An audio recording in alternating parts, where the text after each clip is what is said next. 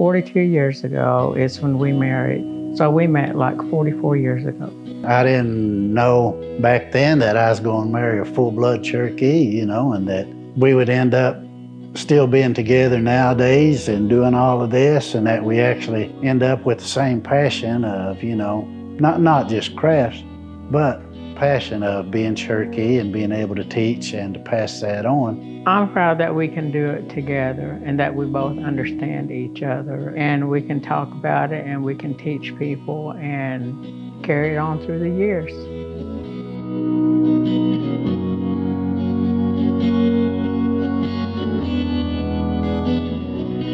CO, my name is Kathy Van Buskirk. I'm a Cherokee National Treasure in basketry. I started doing baskets when I started working at the Cherokee Heritage Center back in the early 80s.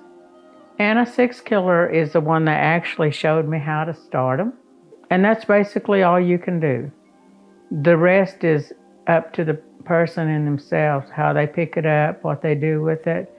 Lena Blackbird was another one that's a national treasure. Nadine Wilburn also was another one that's a national treasure that I worked with. And so we would all sit together and not really even look and see what the other person's making, but just being together to do what we were doing was great. Hello, my name is Perry Van Buskirk, and originally came from an area called Rocky Ford. And I am a national treasure in bow making. We actually thought every house sold was doing this, was actually making all this kind of stuff, arrowheads, basketry, and things like that. So, I thought every home was doing this, where we lived. But come to find out as we got older, no, it wasn't. So I just kind of feel privileged that my uncles and aunts and mom and all them was actually doing baskets, chipping arrowheads, making bows, and that's where I got my start, was with the arrowheads and the bows, was from my uncle. He said, I will teach you, but he said, in return, he said, you have to teach someone else. He said, that's what it cost. So I based my whole life that same way, not with just our grandchildren or our children, stuff like that.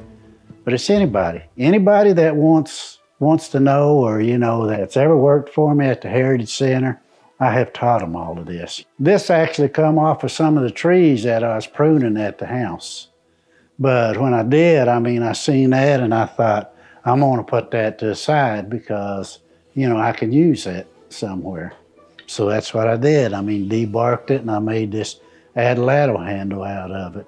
So it's just kind of like whatever material you have out there, you have to look at it, and you have to let that material tell you what it is. You can actually fight yourself in a lot of this stuff. It doesn't matter if it's basketry, if it's making this craft. If you're not working with that piece of material or whatever, then it's going to fight against you. When I do a basket, what I normally do is I just decide not even what I'm going to make, but I can kind of see a pattern in my head and then just kind of go from there.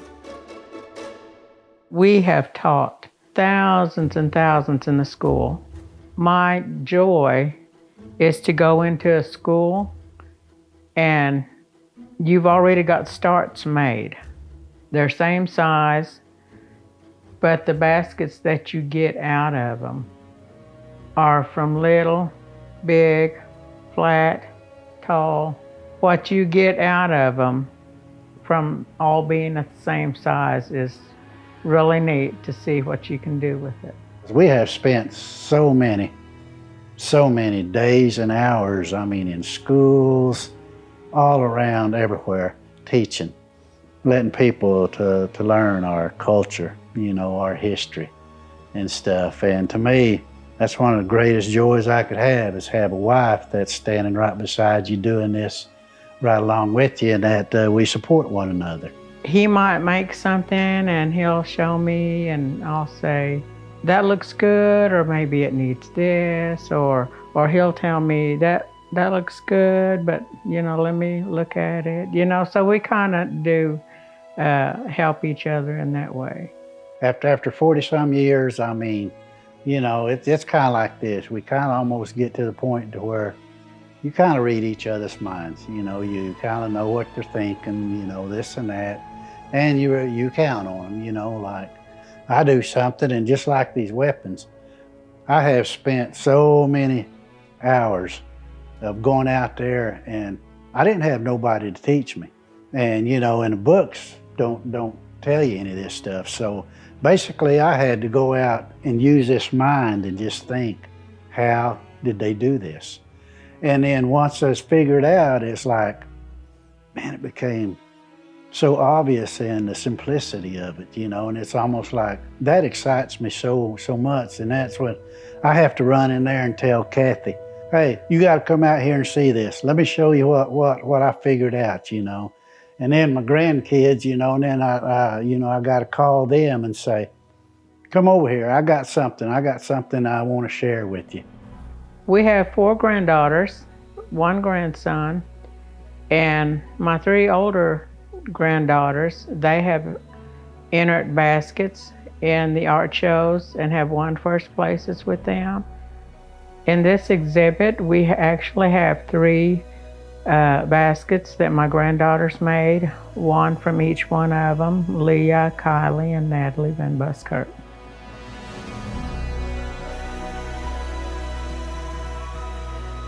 The Cherokees is not just a name of a tribe. Cherokees is basically a group of individual peoples that actually had different, as we'll say, culture. We had history. So all of this is all part of it. So when you come here, you're taking a part of our culture, our history, and one big key, tradition. I would like for them to see just exactly how unique Cherokee artwork is.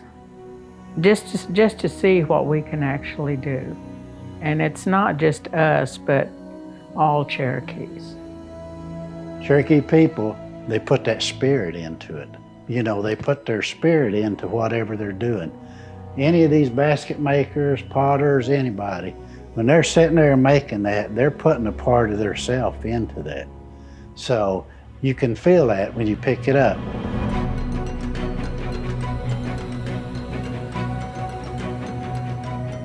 Good, come here and stand right here. We're gonna close this out together. Kathy and I would like to invite you out to Saline Courthouse, located here in Rose, Oklahoma. Come out and see the exhibit. It's called Kathy and Perry Van Buskirk, a Treasured Union.